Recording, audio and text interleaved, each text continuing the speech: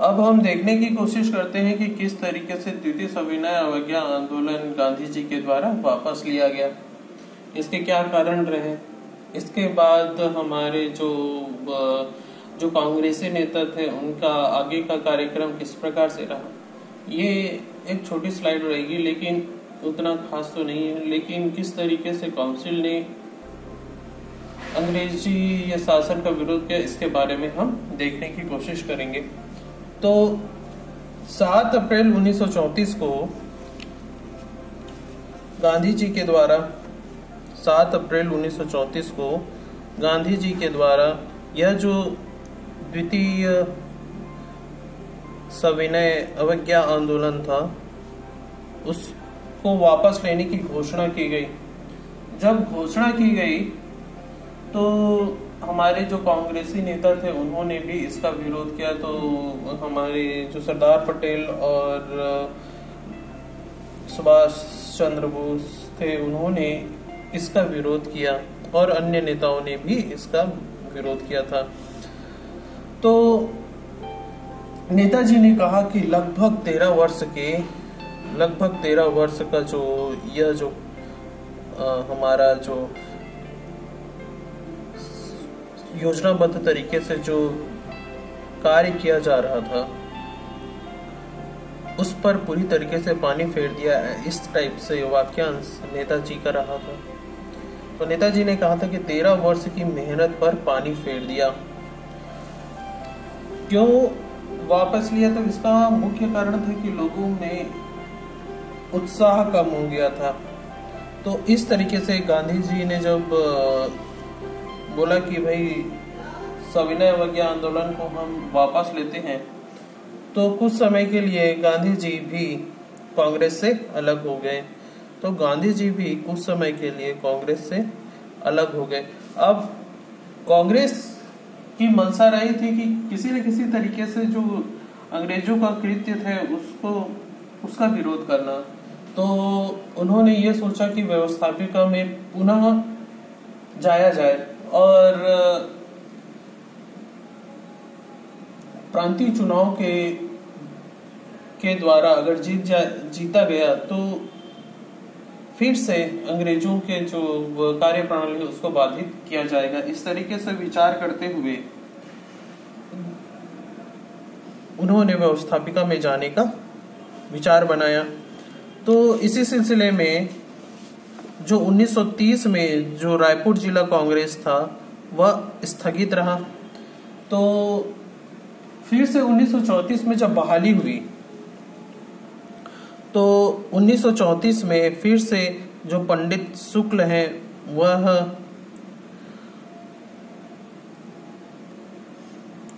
निर्वाचन प्रक्रिया में शामिल होते हैं और निर्वाचित होते हैं। तो रायपुर जिला काउंसिल में फिर से बहाली होने पर 8 मार्च को फिर से शुक्ला जी जो रायपुर जिला काउंसिल की जो शासन है उसको अपने हाथ में ले लेते हैं। तो यह जो प्रक्रिया है वो आगे चलती रहती है।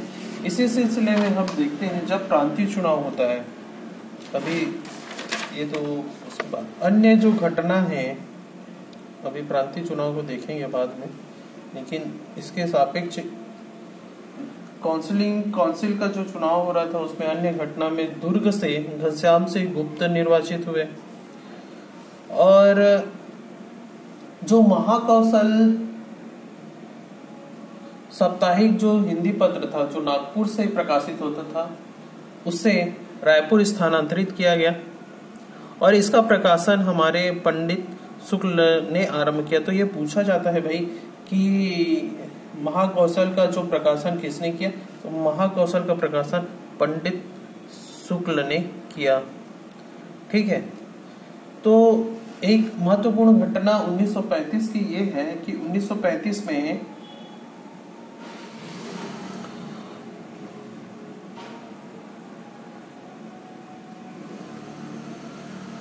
विधानसभा का चुनाव होता है।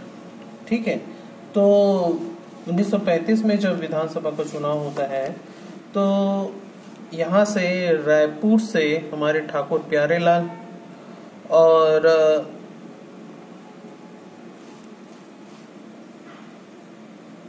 ई राघवेंद्र राव हमारे चुने जाते हैं।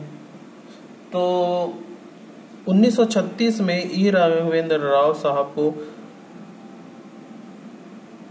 मध्य और बरार के गवर्नर के रूप में नियुक्त किया जाता है। तो यह जो ई राघवेंद्र राव थे, यह व्यक्ति थे जिन्होंने ICS की परीक्षा को उत्तीर्ण किया था। ये ही और एक कोरिया के जो शासक है रामानुजन, उन्होंने इस पेपर को छत्तीसगढ़ से क्वालिफाई किया था। और हम इसी सिलसिले में देखते हैं कि आगे की घटना में देखते हैं राजेंद्र प्रसाद का छत्तीसगढ़ में द्वितीय आगमन हुआ दिसंबर 1935 में। तो ये याद रखने वाली योग्य बातें हैं कि राजेंद्र प्रसाद जी का द्वितीय आगमन 1935 में हुआ। अब हम देखते हैं पंडित नेहरू का भी रायपुर प्रवास किस तरीके से हुआ। चूंकि जिला कांग्रेस कमेटी की जो बैठक हो रही थी उनमें उनको शामिल होना था, इसी सिलसिले में उन्होंने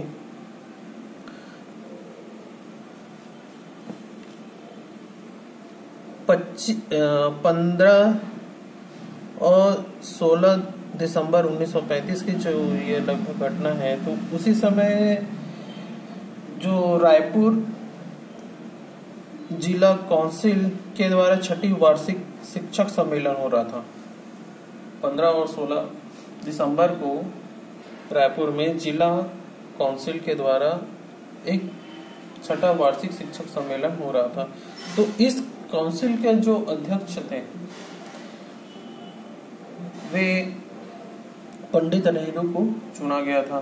तो एक तरीके से इन्होंने जो इस में पंडित नेहरू ने अध्यक्ष के रूप में शामिल हुए। एक महत्वपूर्ण घटना 1935 में का ये है कि बरार जो है, बरार का जो क्षेत्र है उसको मध्य प्रांत में मिला लिया गया। ये एक घटना महत्वपूर्ण है। 1935 में जो बरार है उसको मध्य प्रांत में मिला लिया गया। अब हम आगे की घटना में देखेंगे जो 1937 का जो चुनाव है उसमें किस तरीके से मध्य प्रांत में सीएम बने, क्या हुआ उसके बारे में हम घटना देखते हैं। तो इसी सिलसिले में प्रांतीय स्वायत्त निर्वाचन हुए। प्रांतों में जो निर्वाचन हुआ वो हुआ। तो 1937 में जो चुनाव हुआ उसमें हमारे जो नारायण भास्कर खरे और पंडित रविशंकर शुक्ल आदि नेताओं ने इस पे निर्वाचित होकर आए। तो हमारे जो डॉक्टर नारायण भास्कर खरे को मुख्यमंत्री बनाया गया। यह प्रस्ताव वो पंडित शुक्ला के द्वारा लाया गया था।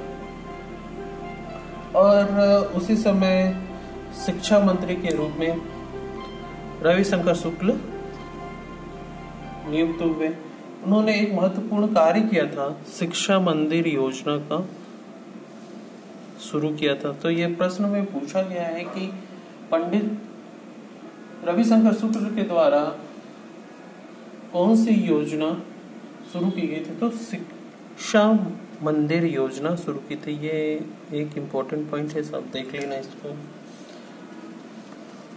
तो काउंसिल के नेताओं के साथ कुछ मतभेद हो जाता है। तो इसी सिलसिले में जो हमारे नारायण भास्कर खरे हैं वो इस्तीफा दे देते हैं। उसके बाद 29 जुलाई 1938 को हमारे जो पंडित शुक्ला जी हैं वह मुख्यमंत्री बनते हैं। चूंकि उसी समय द्वितीय विश्व युद्ध आरंभ हो जाता है, तो द्वितीय विश्व युद्ध में आरंभ होने से अंग्रेजों भारतीयों को अपने दल में शामिल कर लेते हैं, तो इसका पूरी तरीके से पूरे देश में विरोध होता है और इसका जो छाया है वो छत्तीसगढ़ पर भी पड़ता है। तो इस तरीके से जो पूरे कांग्रेस के जो प्रांतीय निर्वाचन थे उन्होंने इस्तीफा दिया और लगभग छत्तीसगढ़ में भी कांग्रेस के जो पूरा मंत्रिमंडल ने इस्तीफा दे दिया कि भाई आपने द्वितीय जो विश्व युद्ध है उसमें भारतीयों को क्यों शामिल किया गया।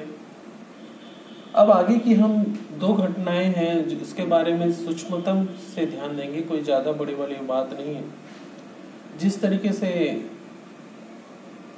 ये थोड़े जंगल सत्याग्रह है, जो याद रखना है कि इस जंगल सत्याग्रह में किस तरीके की घटना हुई। तो छुई खदान जंगल सत्याग्रह 1938। तो इसका जो इस जंगल सत्याग्रह में हमको याद रखनी समारोह बुराई का उल्लेख आता है। इन्होंने जो शासन के विरुद्ध जो ग्रामीणों का जो शोषण किया जा रहा था उनके विरुद्ध इन्होंने एक तरीके से अंग्रेजों का विरोध किया तो और उन्हें बचाने की घोषणा की गई, बचाने के भरसक प्रयास किए गए। तो छुई खदान में ये ध्यान रखना है कि यह जो घटना थी वह कब हुई 1938 में और इसमें उल्लेखनीय नाम है समारोह बुराई का। अब हम आगे देखते हैं बदराटोला जंगल सत्याग्रह। यह डोंगरगढ़ के समीप है भाई।